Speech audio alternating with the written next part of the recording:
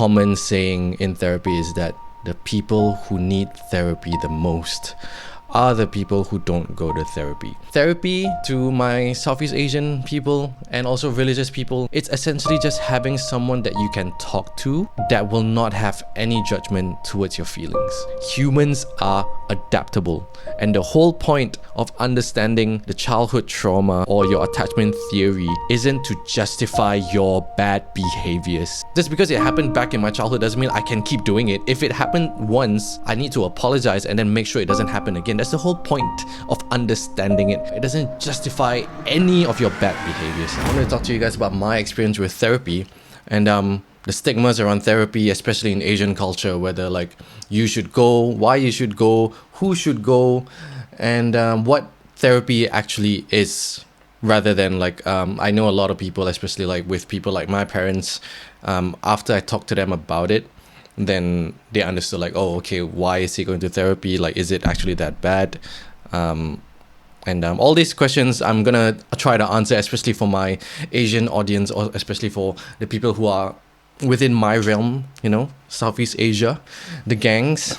Compared to Western culture, therapy is a lot more of a thing.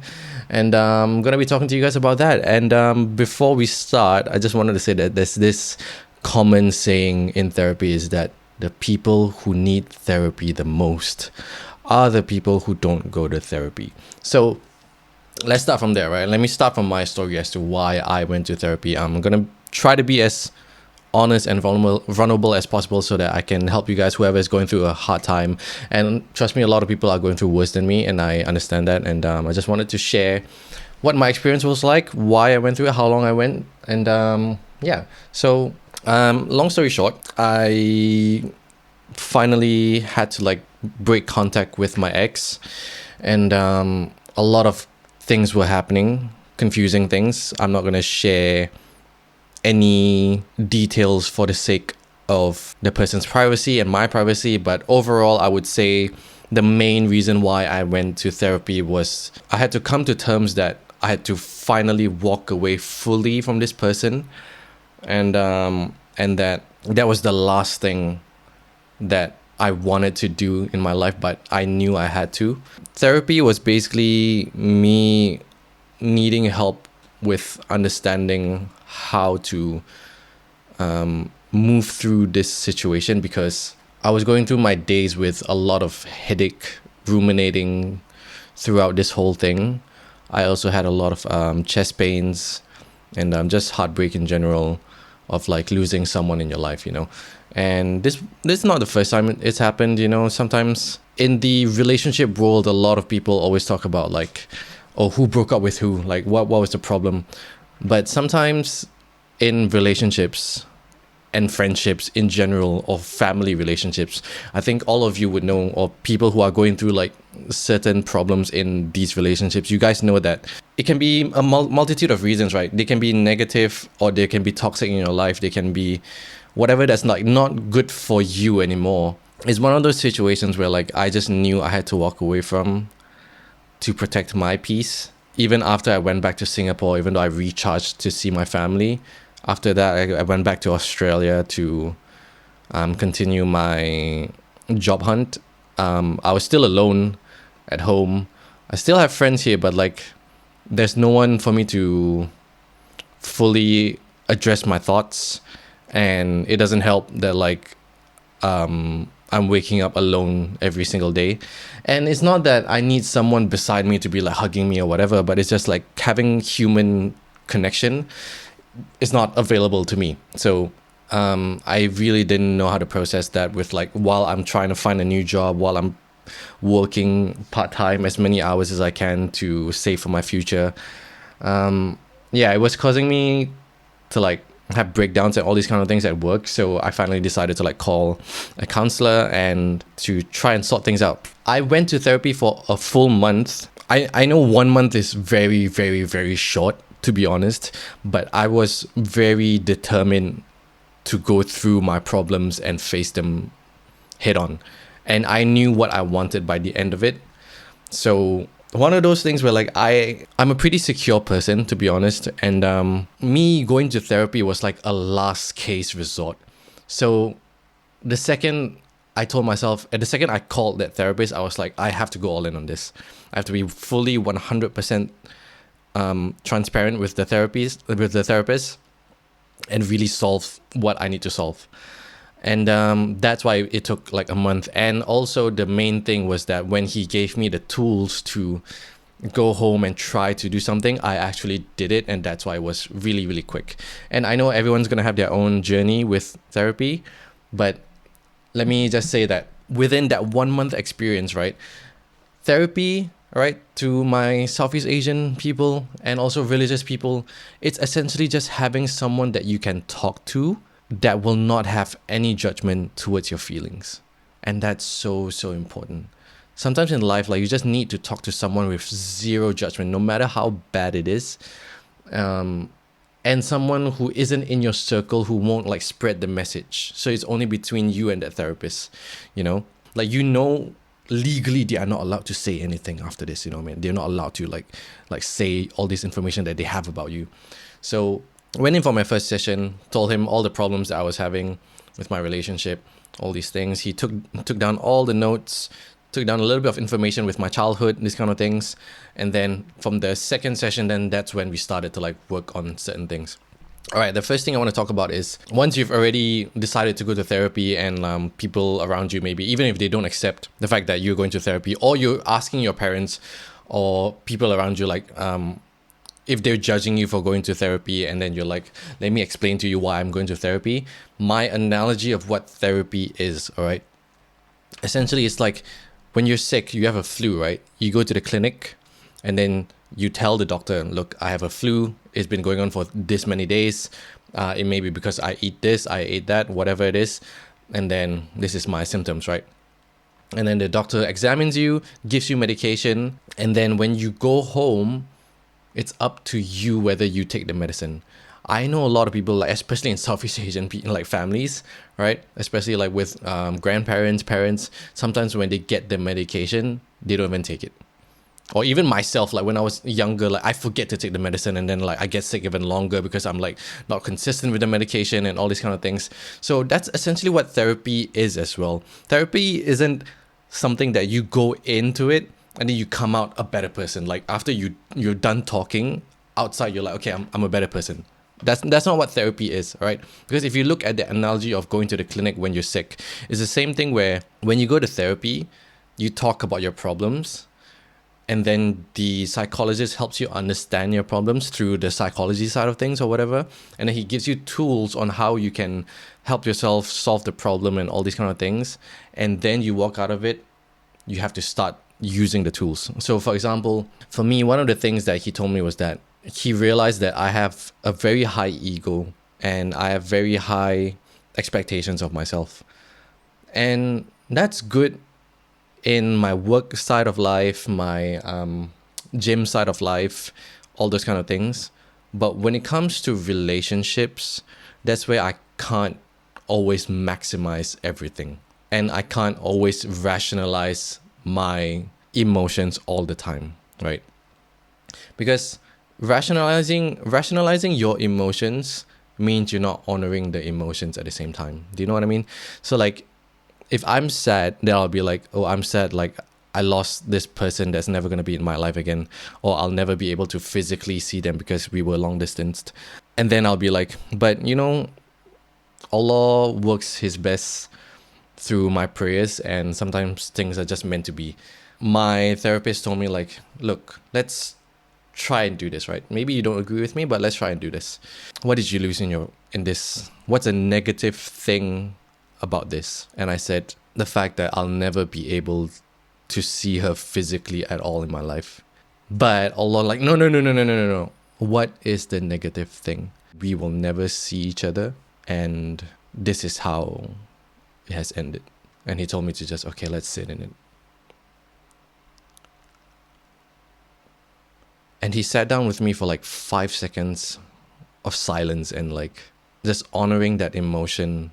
And instantly I just like felt so much pain, but a relief. And I think that's why a lot of girls, or from what I've seen, like they move on faster, or that's why they are naturally like these are things we do subconsciously, right? Like that's how you move through life emotionally faster, is when you honor your feelings. It's not that guys or girls, whoever is like more emotional than the other. I just feel like girls are more intact with their emotions, and after you have honored that emotion, then you're able to go to the next thing. That looks different on everybody, so I'm not saying like if you're going through something you have to cry for like 10 minutes, 5 minutes, that kind of thing. It just depends on what your thing is. Maybe you're angry at a certain thing, but you haven't like dealt with the anger. You haven't like sat down and just talk about being angry, or actually like physically just punching like a fucking like punching bag or something. And that just opened up my eyes to like understanding how to handle grief, or in future when my friends are going through something, like just listening. And some people are naturally born with this skill of like they just listen. That's why some people are better listeners than some others. Some will give your advice, and I'm guilty of that as well. Like I always try to fix a problem when someone tries to like give me a like they share with me a problem. And I've learned that the best thing you can do for someone when they're talking about their problems is just listening to it and honoring whatever emotions they have.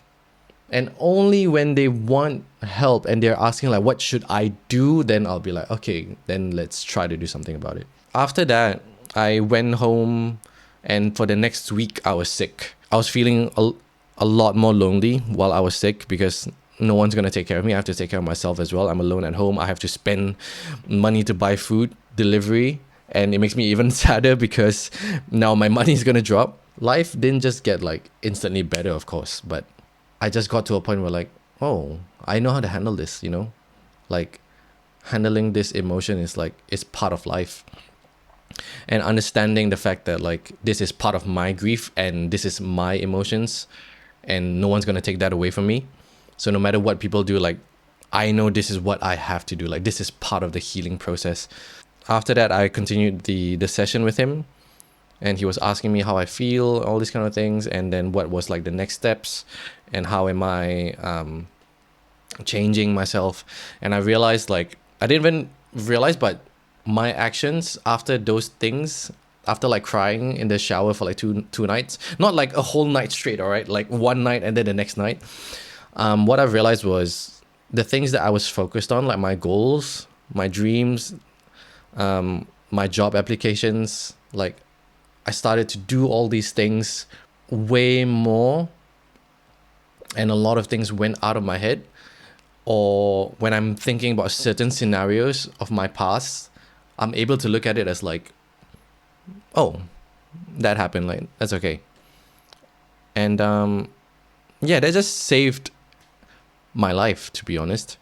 And he was looking at me like after the next 2-3 sessions, and he just looked at me. I think he could tell like, I think this is probably going to be your last session, isn't it? And I'm like, yeah. It's because I really took the tools that he gave me and actually worked on it. And everyone's going to have their own timeline, you know. It's whether you really, really apply it. And it doesn't end there. Life is still going to like throw me lemons and like a lot more shit down the line. And I'm excited for it to come through, because when it does come through, then it's up to me to whether use the tools that he has given me to be able to communicate or able to regulate my own emotions when those hard times are going to come, and I'll be able to help myself better down the line.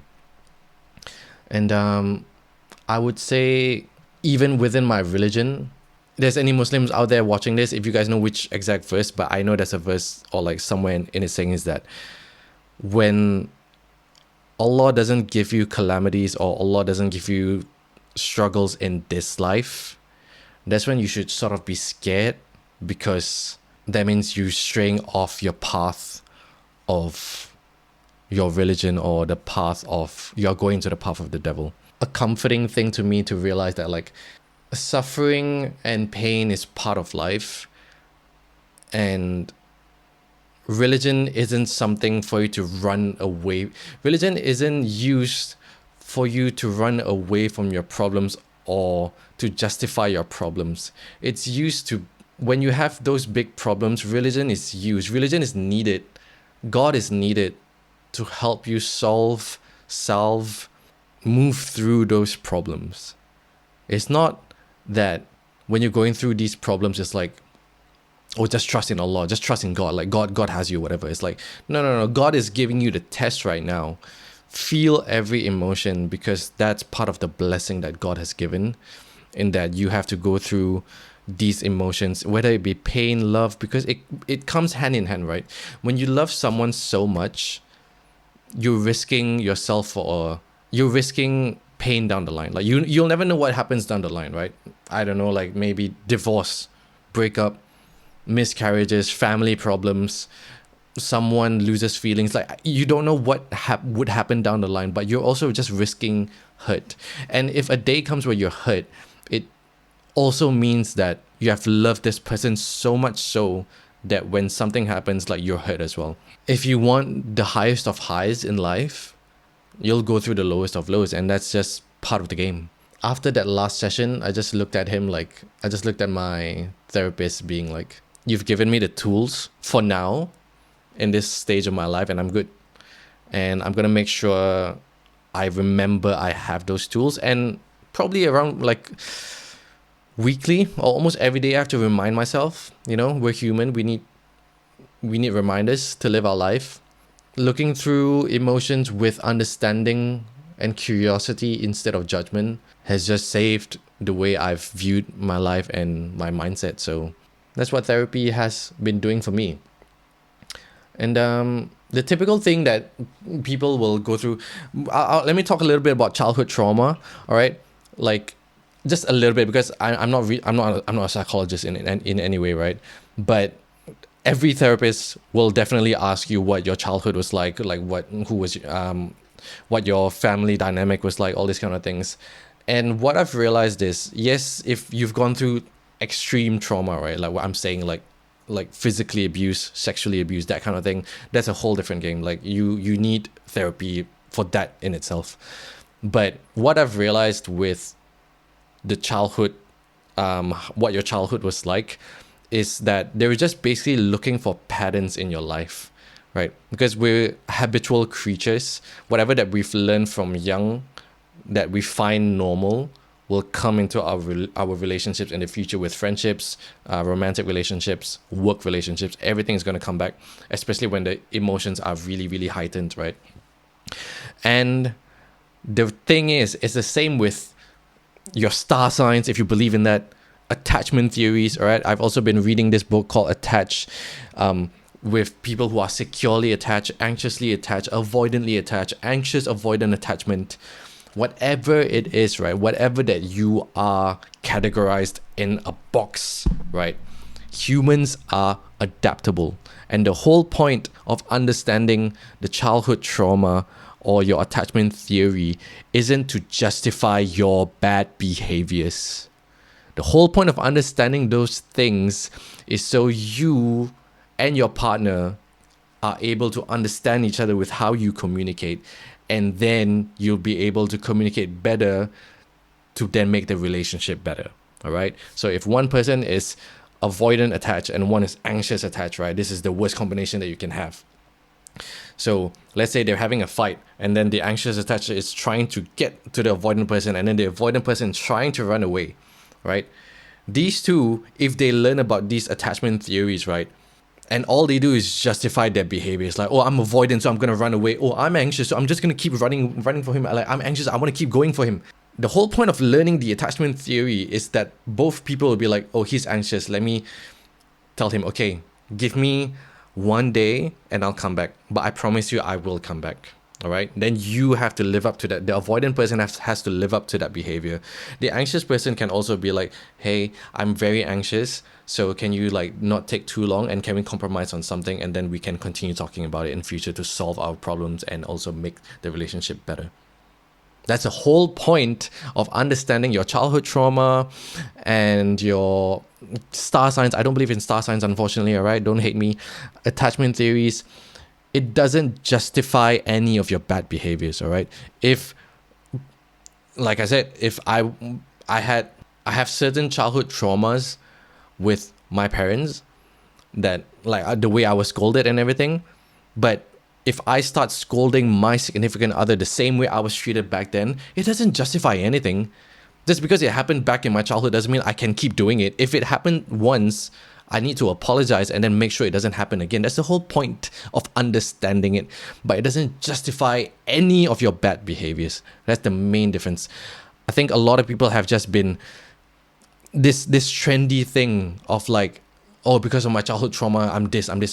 No, because of your childhood trauma, you're this, and this, but you're a piece of shit who doesn't want to improve yourself, all right? It's as simple as that, okay? Because at the end of the day, it's a choice to be in a relationship, a friendship, or whatever, and for you to actually be a human person, be decently human, or even improve yourself. That's the whole point of life. It's about growing, right? And then make better relationships down the line. And if that person doesn't want to change, I have this down on my notes.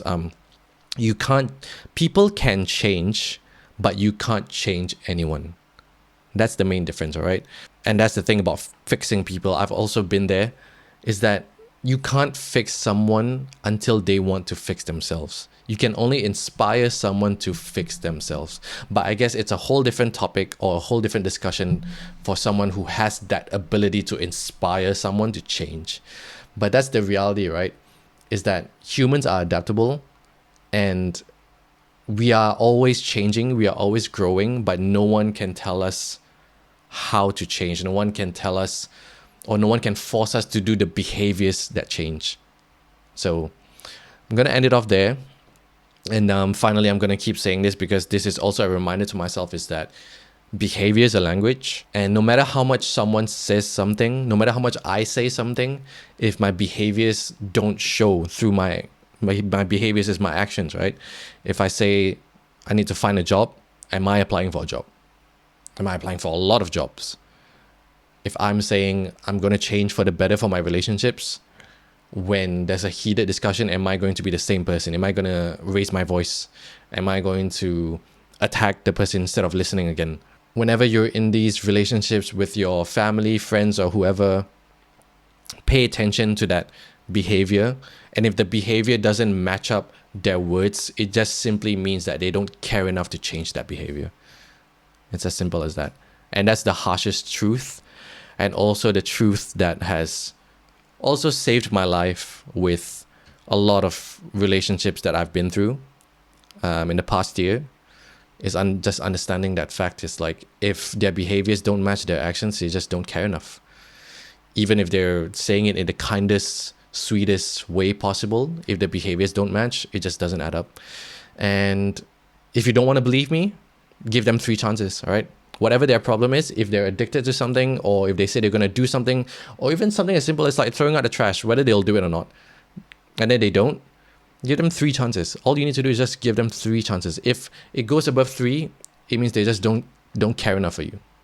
No matter how sweet their words are, they just don't care enough for you. So all in all, I would say therapy, 10 out of 10. Find a good one. Sometimes, obviously, like if at any point they invalidate any of your emotions, because this is the one place where someone should sort of validate you for the most part, find another one. I wish you guys all the best, and whatever problems you have in life, Allah knows best. And if there's anything wrong with this episode, it's my flaws. And have a good day, guys.